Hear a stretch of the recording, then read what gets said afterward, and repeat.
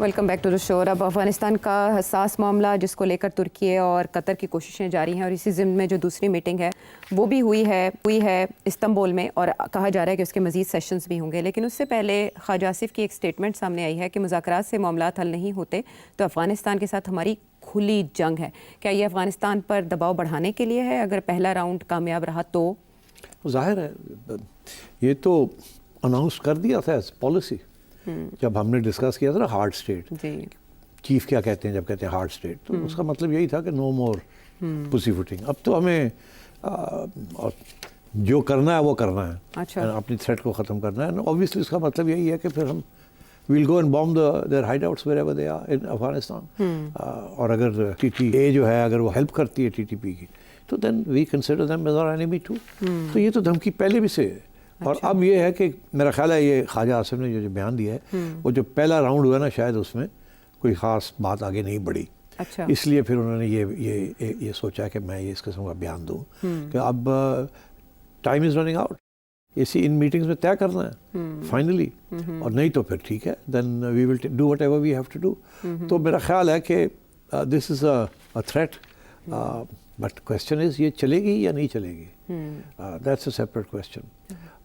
دیکھیے اب ایک راؤنڈ اور ہونا نا جی. کچھ خبریں بھی آپ مجھے بتا رہی تھیں کہ کوئی رپورٹس ہیں اس میں. جو پہلا راؤنڈ ہے اس کے حوالے سے سبھی میں بہت سے سوال سبھی کے ذہنوں میں اس لیے اٹھ رہے ہیں کیونکہ باضابطہ طور پر بتایا نہیں گیا کہ کیا چیزیں ڈسکس ہوئیں. رپورٹڈلی یہ کہا جا رہا ہے کہ وہاں جو ان کے انٹیلیجنس چیف تھے انہوں نے تلخ لہجے میں بات کرنے کی کوشش کی، جس پہ خواجہ آصف نے بھی جواب دیا اور وہ بھی برہم ہوئے. اور at the same time Pakistani delegations کے پاس کچھ پروفز تھے، وہ پہلے ہی بتایا گیا کہ وہ ساتھ لے کر جا رہے ہیں مداخلت کے. اور اس میں ایک ویڈیو بڑی انٹرسٹنگ تھی جس میں جو کابل میں ہندوستانی سفارتی مشن ہے، ڈپلومیٹک مشن، وہ کرنسی ان کے پاس نوٹوں سے بھرے ہوئے صندوق ہیں جو وہ افغان اتھارٹیز کے حوالے کر رہے ہیں. رپورٹڈلی یہ بتایا جا رہا ہے، جس کے بعد وہاں سے تھوڑی نرمی دیکھنے میں آئی، ان کے لہجوں میں تھوڑی گراوٹ آئی. اور جو پاکستانی وزارت خارجہ ان کے ترجمان نے آج بتایا کہ آپ دیکھیں تب سے لے کر اب تک سیز فائر ہی ہے، کوئی بڑا واقعہ نہیں ہوا افغانستان کی طرف سے یا ٹی ٹی اے یا ٹی ٹی پی کی طرف سے. تو وہ ان مذاکرات کی کامیابی کا ہی ایک طرح سے ثبوت ہے. آپ بھی یہی سمجھتے ہیں؟ نہیں، میں نہیں سمجھتا. یہ دیکھیے مذاکرات ہو رہے ہیں تو ظاہر ہے ٹی ٹی اے والوں نے کہا ہوگا ٹی ٹی پی کو کہ یار حلی ہتھولی رکھو نا. اس کے دوران اگر ہو گیا تو ٹاکس ہی نہیں آگے بڑھیں گی، تو اس لیے ابھی ہاتھولی رکھو، ہم ذرا بات کر لیں. تو ٹاکس آگے بڑھانا ان کو کیوں چاہیے؟ لائک ان کے مفاد میں کیا ہے؟ یہ تو آلریڈی ہم نے اسٹیبلش کر دیا نا کہ ٹی ٹی اے اور ٹی ٹی پی بیسکلی ایک کوائن کے اپوزٹ سائڈ، ایک سکے کے دو رخ. ہاں جی. تو وہ تو اب ایک ہی قسم کی باتیں کرتے ہیں، وہ ایک ہی بیک گراؤنڈ ہے، ایک ہی مذہب ہے، ایک ہی آئیڈیالوجی ہے، اور ایک ہی ڈیورنڈ لائن کے بارے میں ایک ہی موقف ہے کہ یہ پاکستان کا حصہ نہیں ہمارا ہے، اینڈ سو آن. تو میرا خیال ہے یہ سب سے بڑا پرابلم ہے کہ ٹی ٹی اے جو ہے وہ کسی صورت میں بھی ٹی ٹی پی کے ساتھ لڑائی نہیں کرنا چاہتی، نہ ہی ان کو روکنا چاہتی ہے اگینسٹ پاکستان. وہ یہ سمجھتے ہیں کہ جب تک وہ پاکستان کے خلاف یہاں ہیں اور کریں گے، ہمارا فائدہ اس میں یہ ہے کہ پاکستان کے ساتھ پھر ہم نیگوشیٹ کر سکتے ہیں، لیوریج مل جاتی ہے ہمیں. لیوریج ہمیشہ نیگوشیشنز میں بڑی امپورٹنٹ ہوتی ہے. اب اگر پاکستان کی لیوریج ہے نا افغانستان پہ، پاکستان کی آپ کے افغانستان کی امپورٹس جو ہیں، گندم ہو یا جو بھی ہو، سارا کے سارے کراچی سے آتے ہیں، دے گو آل دا وے ٹو افغانستان. تو وہ ایک بہت بڑی لیوریج ہے. پھر انڈیا سے جو تجارت افغانستان کی ہوتی ہے وہ بھی پاکستان کی لیوریج ہے، بیکاز راستہ پاکستان کا راستہ ہے. تو یہ لیوریجز ہوتی ہیں. تو اس لیے پاکستان نے تو یہ آج بھی اب دیکھیں جب سے یہ شروع ہوا ہے تو پاکستان نے ساری ٹریڈ بند کر دی. اچھا وہ تکلیف تو ہوگی وہاں، بیکاز شارٹیجز ہو جائیں گے، مہنگائی ہو جائے گی، اور قسم کی چیزیں ہو سکتی ہیں، ان کا کاروبار رک جائیں گے بہت سارے. تو یہ لیوریج ہے ہماری. دوسری لیوریج یہ تھی کہ یہ جو ہم نے لوگوں کو یہاں سے فارغ کیا ہے، افغان نیشنلز کو جو یہاں آ کے اللیگلی رہ رہے تھے، ان کو بھی ہم نے واپس کب کر دیا. Afghan government would not have like that, because دیکھیے اگر 10 لاکھ لوگوں کو آپ واپس بھیج رہے ہیں تو اس 10 لاکھ کے اندر بہت سے ایسے لوگ ہوں گے جو کہ بیسکلی افغانستان حکومت کے لیے اسپائز تھے. یہاں سے انفارمیشن دیتے تھے، فیسیلیٹیٹ کرتے تھے آنے جانے. یہ سب چیزیں ہوتی ہیں کیونکہ ہمدردیاں تو ان کی افغانستان میں ہیں نا، یہاں رہے ہیں مگر ہمدردیاں کہیں اور ہیں. تو اس قسم کے ایشوز تھے. اب جو اگلا راؤنڈ ہے نا، میں سمجھتا ہوں وہ بڑا کرٹیکل ہے. اور آپ نے اشارہ یہ کیا ہے ابھی کہ جب یہ کہا گیا ان کو کہ یہ دیکھیے ویڈیو کوئی ایویڈنس پریزنٹ کی کہ آپ ہندوستان کے ساتھ مل کے ہمیں انڈرمائن کر رہے ہیں, آپ ٹی ٹی پی کے ساتھ مل کے ہمیں انڈرمائن کر رہے ہیں, تو پھر ہم کیوں نہ آپ کو اپنا دشمن سمجھیں.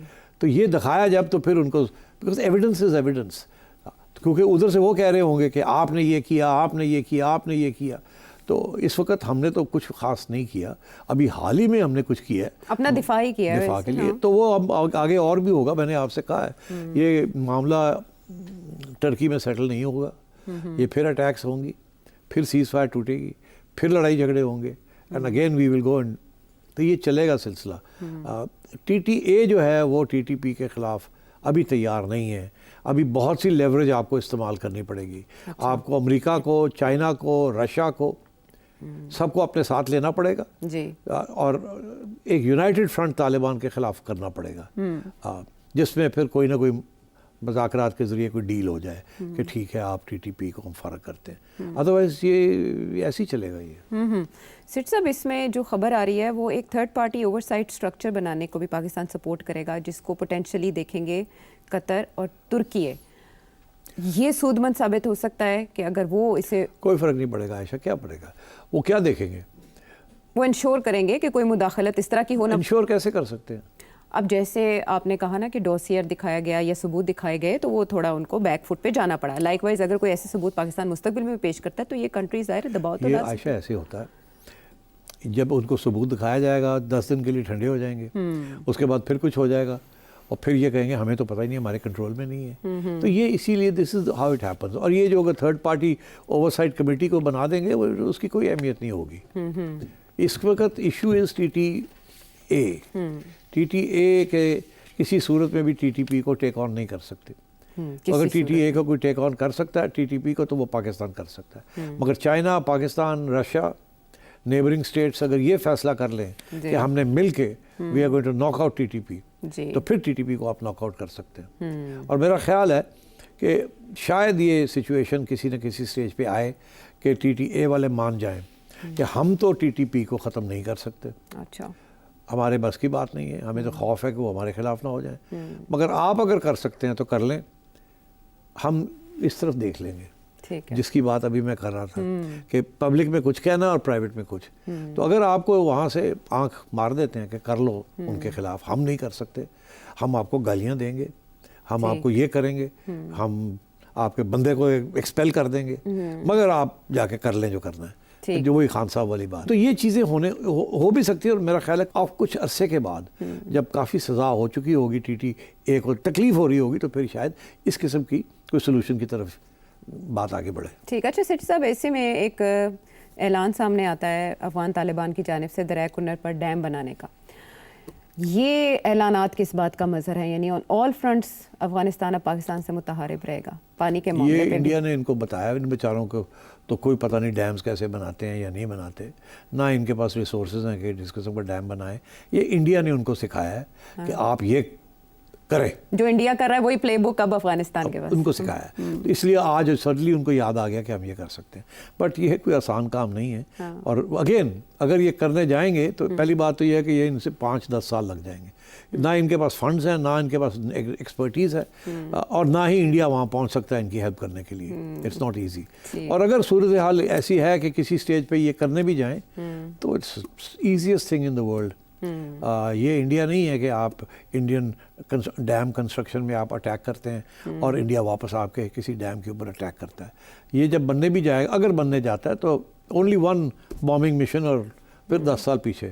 ٹھیک. اس لیے I don't think this is the real threat. اور سیٹ صاحب, تفصیلات کا سامنے نہ آنا کہ جو بھی بات چیت ہو رہی ہے اس کی ڈیٹیلز نہیں آ رہی ہیں عوام کے سامنے, پریس تک نہیں پہنچ رہی, اس میں کیا حکمت ہو سکتی ہے؟ کس کی ڈیٹیلز نہیں آ رہی؟ جو بھی بات چیت ہو رہی ہے ان مذاکرات میں. اب جیسے دیکھیے, مذاکرات میں سیکرٹ مذاکرات میں بات سامنے نہیں آتی, صرف فائنل سلوشنز سامنے آتے ہیں. تو ابھی تو مجھے کوئی لگ نہیں رہا ہے کہ کوئی فائنل سلوشن مجھے نظر نہیں آ رہی. اور شاید یہ ہو کہ باتیں ہوئی ہیں, پھر مہینے 2 کے بعد ہم دیکھیں گے کیا ہوتا ہے کیا نہیں ہوتا, پھر ایک راؤنڈ ہوگا and so on and so forth. اس قسم کی چیز بھی ہو سکتی ہے. ٹھیک ہے, تو we'll take it as it comes. Okay, ٹھیک ہے. یعنی ابھی تک جو ایک ہی حل دکھائی دیتا ہے وہ یہی ہے جو خواجہ آصف بتا رہے ہیں. بات کیا ہے افغان طالبان کی جانب سے, یہ تفصیلات بھی سامنے آنا باقی ہیں. دیکھتے ہیں, انتظار کرتے ہیں اگلے مرحلے میں کیا ہوگا. واپس آتے ہیں بریک کے بعد.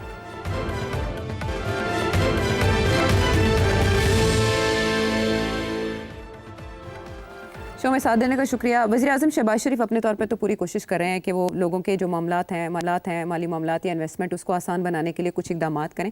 ایک انہوں نے میٹنگ کی ہے اور اس میں پھر انہوں نے ڈفرینٹ ورکنگ گروپس بنائے ہیں جو تقریباً ٹوٹل 8 کے قریب گروپس ہیں, ان کے ٹائٹلز ہیں, اور اس میں انہوں نے کچھ شخصیات کو شامل کیا ہے ایکسپرٹیز کے ساتھ جو کہ اپنی ایڈوائس دیں, انپٹ دیں کہ کیسے بہتر بنایا جا سکتا ہے مختلف سیکٹرز کو. آپ کی نظر سے یہ لسٹ گزری ہوگی, آپ کیا سمجھتے ہیں کہ ایک اچھا اسٹیپ ہے ٹورڈز امپروومنٹ اور right people for the right job جن کے نام سامنے آئے ہیں؟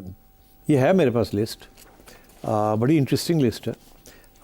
اس کے بارے میں 2-3 باتیں کہنا چاہوں گا. پہلی بات تو یہ ہے کہ export development fund, customs trade, tariffs and dumping, income tax, railways, ports, industrialisation, agriculture, energy, ہر امپورٹنٹ سیکٹر کے اوپر 8-9 لوگوں کو نامینیٹ کیا گیا ہے کہ آپ ورکنگ گروپس بنائیں, آپ بتائیں مسئلے کیا ہیں اور ہماری رپورٹ سبمٹ کریں for discussion with the government. اچھا, اس کے اندر پرائیویٹ سیکٹر کے لوگ ہیں, ٹاپ لوگ ہیں, اور پھر بیوروکریٹس ہیں ساتھ ساتھ. تو یہ تو ہو گئی بات. اچھا, مگر بات یہ ہے کہ اس قسم کی کمیٹیز اور اس قسم کی لسٹ ہر نئی گورنمنٹ جب آتی ہے نا تو وہ یہ بناتی ہے. اچھا, اور یہ اس کا جو آؤٹ پٹ ہوتی ہے وہ 0/0 ہوتی ہے. آج تک میں نے نہیں سنا کہ اس قسم کی کوئی تجویز آئی ہو اس قسم کی کمیٹیوں سے اور گورنمنٹ نے اس کو مان لیا ہو. گورنمنٹ کے اپنے بیوروکریٹس جو ہیں دے رن دا روسٹ, اور یہ ایک جسے کہتے ہیں نا فلر ہوتا ہے کہ جی ہم نے سب کو کنسلٹ کیا ہے یا ہم کرنا چاہ رہے ہیں, فارمیلٹی. ہاں فارمیلٹی ہے, مگر میں نہیں سمجھتا کہ ان کے recommendations amount to anything. مگر بزنس مین پہنچ جاتے ہیں بیکاز ان کو چاہیے ہوتا ہے ایکسیس ٹو گورنمنٹ, تو وہ سمجھتے ہیں کہ this is a good way of getting a point of view across. مگر میرا ہمیشہ یہ موقف رہا ہے کہ businessmen often, not always, often وہ اپنا انٹرسٹ پہلے رکھتے ہیں اور ملک کا انٹرسٹ تھوڑی دیر میں بعد میں رکھتے ہیں. حالانکہ یہاں ریکوائرمنٹ یہ ہے کہ ملک کا انٹرسٹ آپ نے دیکھے. اچھا, تو اسی لیے وہ بیوروکریٹس کو بٹھا دیا جاتا ہے اس کے اندر, اور جنرلز کو بھی بٹھا دیا جاتا ہے کہ آپ یہ تو ذرا تھوڑی سی باعث بنائیں گے اپنی طرف, یہ سبسڈی بھی مانگیں گے, یہ سستا مانگیں گے, کہیں گے اس کو ایسے کر دیں, اس کو تو اس کو ذرا کاؤنٹر کرنے کے لیے ہمارے لوگ بھی ہونے چاہیے.